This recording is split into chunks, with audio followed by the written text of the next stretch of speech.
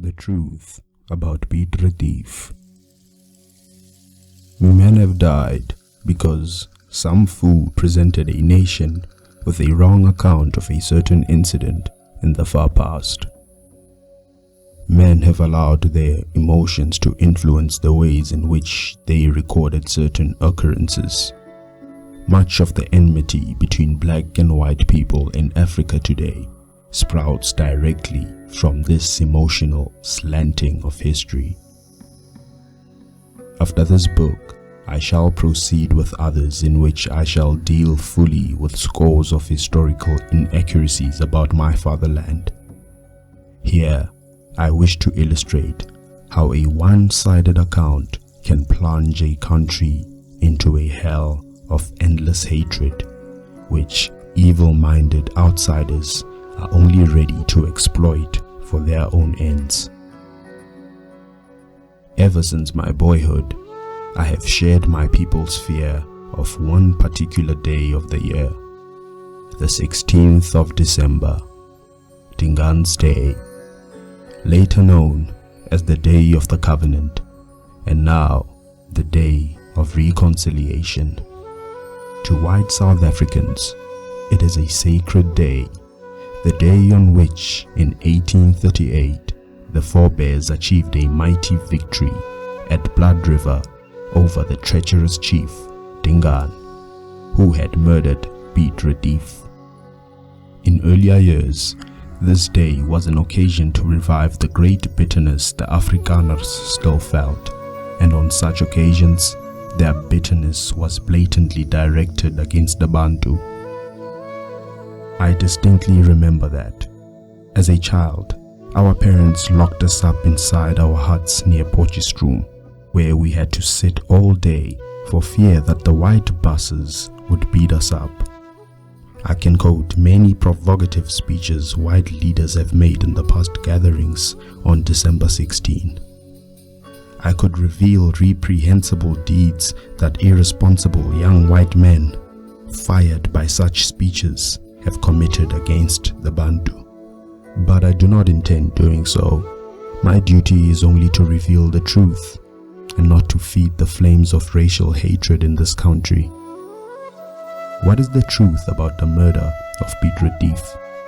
What induced Dingana to commit this most disastrous and useless deed for which the Zulu race has had to pay so dearly?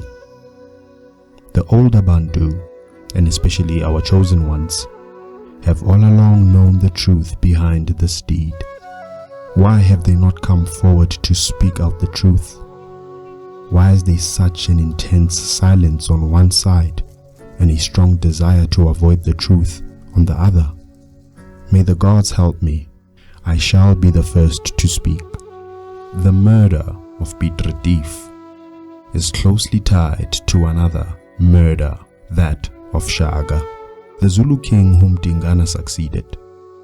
These must not be seen as disconnected episodes. In a strict Bantu legal sense, neither was a murder. They were executions. Most history books tell us that the Zulu king Shaka was the greatest leader the Zulu nation ever produced. They say that Shaka made the Zulu strong, and that he introduced a more efficient way of leading warriors in battle, and that he invented the large, broad-bladed stabbing spear, which made the Zulus the most formidable fighting force in the land. They say this and they say that, and only a quarter of what they say is true. History books also say that Dingana, or Dingana, as all history books misspell his name, was a treacherous, bloodthirsty, savage, and a lazy, sneaky tyrant who was too cowardly to negotiate openly and preferred treachery instead. This is complete nonsense. The only spark of truth in it concerns Dingana's laziness. He was a pleasure-loving man, but at no time was he treacherous. Nor was he a coward. He died bravely, like a hero, without a murmur, even while tortured at the hands of the Amangwane. who had captured him. With eyes torn out and blood freely flowing from multiple wounds, Dingana still had the courage to say, with a voice perfectly under control, "Ngiyandabukela we Mangwane. I am sorry for you, oh Mangwane." He said this because he realized that they were pursuing and torturing a man already defeated and helpless, while their country was being overrun by strangers. The picture white historians paint of Dingana is not a true picture. It is always influenced by his so-called act of treachery, which culminated in the death of Piet Retief. This is understandable. We all allow our emotions to blind us to the bright sun of truth. Any man ruled by an overwhelming love for the woman he has chosen for a wife sees nothing but beauty in her, even though she may be a shameless adulteress. A man blinded by hatred for another man refuses to see anything good in him. Thus Dingana has been blackened out of all recognition because of what he did, and nobody has yet bothered to scrape the mask of dust from his portrait to reveal his true identity. But Dingana was in fact one of the worst chiefs the Zulu ever had. Although brave, he was very lazy, and he was effeminate, not only in appearance, but in behavior too. He was a short, fat man, little over 5 feet tall, with a pretty girlish face and a mouth like that of a woman. He had a womanly beauty which he inherited from his mother, beautiful and equally lazy, but deadly. Genzeni. He loved to bathe and perfume himself like a woman, and he looked upon his royal duty of inspecting and supervising the training of his warriors as boring and stupid. He loved what is known as multiple mating, even in broad daylight. That is, he took on 2 or 3 women at the same time. As a young man, he used to vomit at the sight of spilt blood, and his effeminacy was blatantly mirrored in his refusal to wear the Siqoqo ring of honor around his head. He preferred the broad ostrich eggshell band of beads, such as dancing girls used to wear. Unlike his brother, Shaka, who often practiced homosexuality, Dingana was inordinately fond of women. He heard that the mother of the chief Mzelegazi, who had led the Matebele to southern Rhodesia, was the most well-preserved woman in the land. Man praised this unnatural faggot in Dingana's presence. He learned that she was not only still praised for her exceptional beauty, but that she was as man-hungry as ever. He accordingly sent a regiment on a long journey to the land of the Matebele, a 6 months journey of hard fighting to capture this woman who could have been his grandmother, so that he could mate with her under the shady trees of Zululand.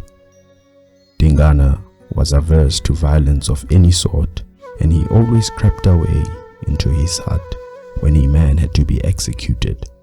Thus pictures of him standing by and watching the massacre of Piet Retief and his party is a sheer figment of imagination. When Piet Retief was killed, Dingana was not even in the kraal. He stood on a hillock outside the kraal, and even from there, he gave the predetermined signal and shouted, "Kill the wizards!" My great-grandfather, Selwane Shezi, the High Witch Doctor and Chosen One in Dingana's kraal, stood by for the signal. From him, through my grandfather, Zigo Shezi, and 2 other Chosen Ones, I received the true version of what happened in Dingana's kraal, and I can speak with more genuine authority than anyone else. The Bantu attach great importance to their history, and we make every effort to pass the details from father to son in perfect accuracy. It is a tradition with us. We are conscious of the fact that stories thus passed down are subject to omissions, alterations, or exaggerations, and we take every possible precaution to prevent this happening. If white people could only bring themselves to appreciate this, they could develop greater faith in us and listen more carefully to what we have to teach about the history of Africa. Few of us are prepared to talk, and while I am one of these, anxious to talk for the sake of better understanding and peace in this land, I beg all those who are interested to listen. Lend me the ears of flesh and blood and the ears of your impartial souls. There is enough in this book to indicate the strictness of our tribal laws governing premarital sexual experience and the producing of illegitimate children. Bastards were strangled at birth by midwives, and girls who fell in the valleys of temptation were so ill-treated and shunned by everybody that they fled to other tribes or committed suicide. The Bantu were fanatically strict on these things, and here, as one born out of wedlock myself, I can speak from experience. The only reason I am alive to tell this story is that there were already police in Natal at the time of my birth, and they do not exactly approve of murder. But I can understand how Shaka, a bastard in more ways than one, must have felt as a child. I can fathom his terrible isolation and bitterness, and I understand completely why he grew up into a dreadful monster when he reached manhood. Nandi, the mother of Shaka, was not only a nymphomaniac, she was also willful and precocious from early childhood. One day, I shall tell in detail how it came about that this strange and beautiful woman brought life to a monster and a heretic as foul as Shaka. Nandi was the daughter of the high chief of the Langeni tribe. She had been spoiled from babyhood. In this, both her father and her mother were to blame. The imagination of the growing Nandi had been fired and corrupted by the stories of love-making the maids of her father's court told her with callous and abandon and in colorful detail. She was naturally gifted, or perhaps cursed, with extreme inquisitiveness, which induced her to devour these tales with wide-eyed gusto, adding yet more fire to her smoldering sexiness. Then one day, at the age of 24, and not yet initiated, she saw a young man who attracted her immediately. This young man was Senzangakona, the son of the high chief of the Zulus. At first, she tried to induce her doting father to arrange the formal introduction, and when this failed, she made up her willful mind to meet him in a clandestine way. She and her scheming maids pretended to depart on a long visit to her cousin, a visit which required no armed escort. Although it was Senzangakona and not her cousin to whom she proceeded with a train of maids, the journey still took 3 whole days by foot, and on the night of the 4th day, she crawled into the arms of Senzangakona. Thus, trouble was born to Zululand in the form of Shaka 9 months later, as a result of that torrid, passion-inflamed night and the 3 others that followed.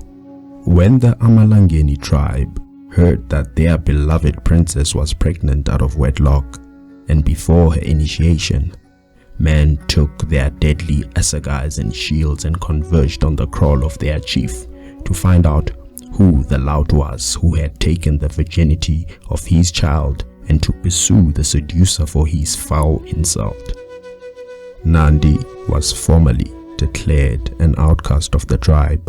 Her disillusioned and shamed father reluctantly agreed to the expulsion of his pregnant child from his kraal.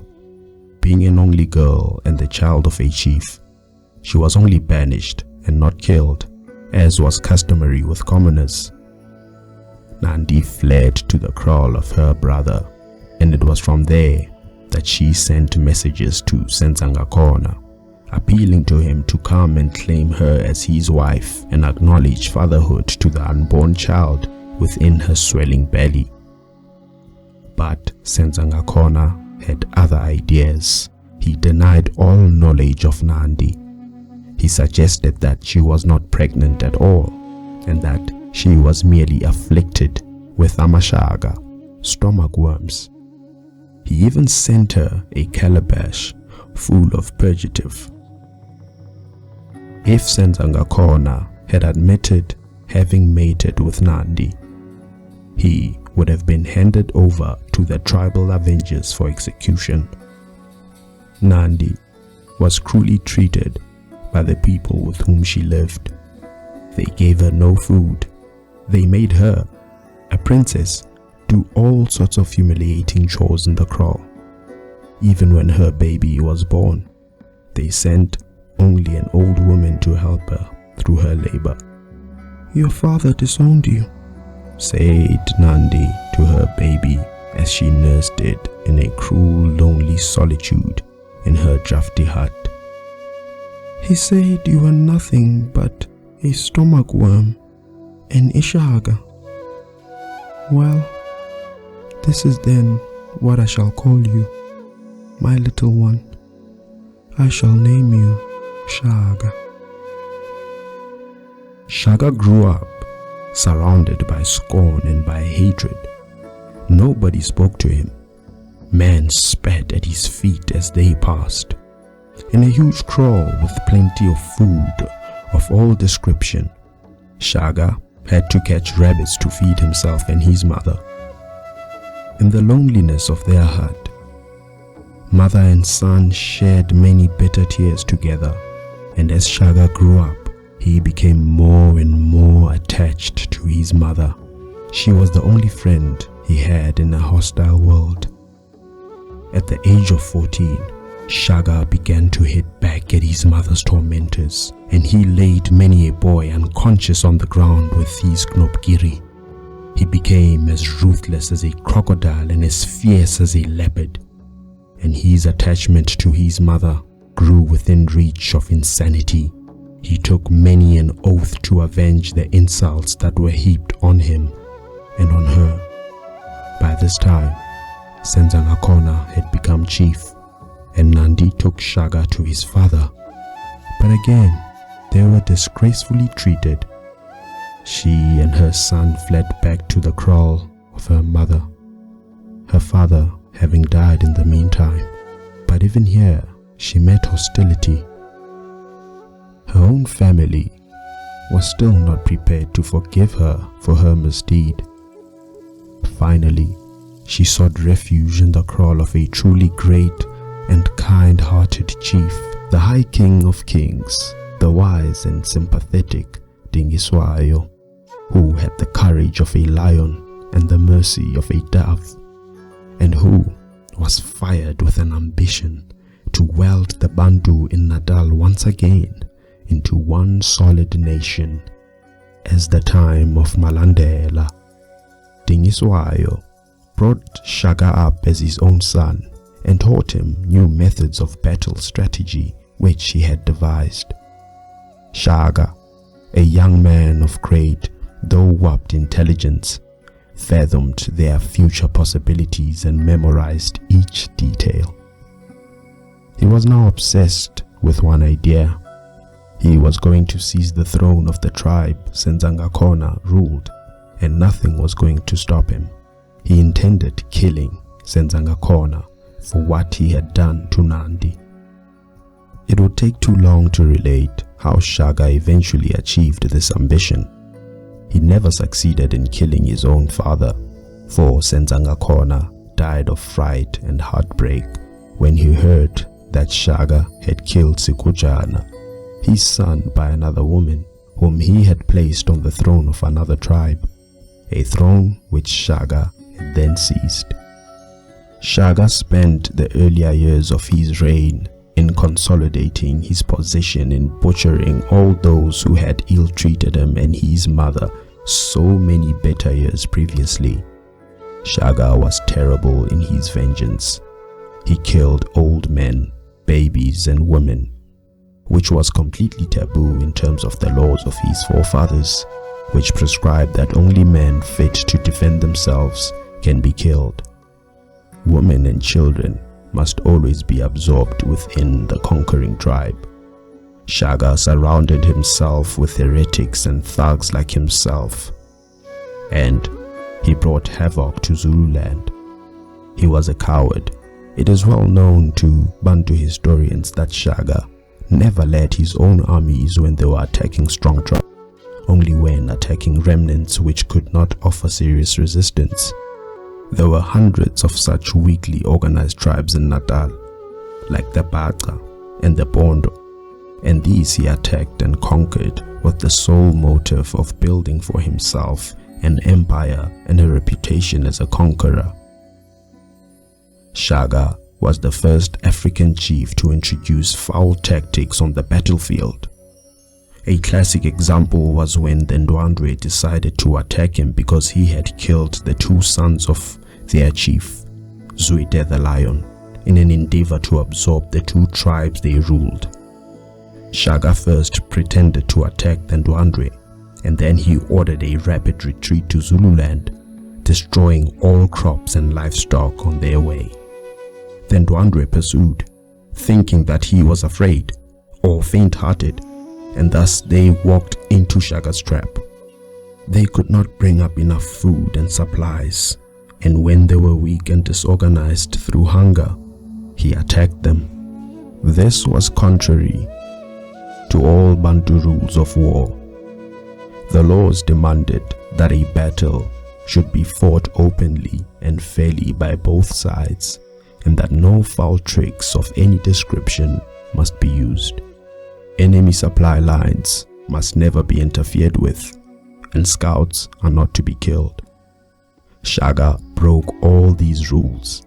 A battle had to be an honest trial of strength and courage between the two combatants, and an enemy had to be reduced to submission only through generalship and force of arms, not through trickery. But Shaka was a born lawbreaker. His life was befouled by acts of treachery.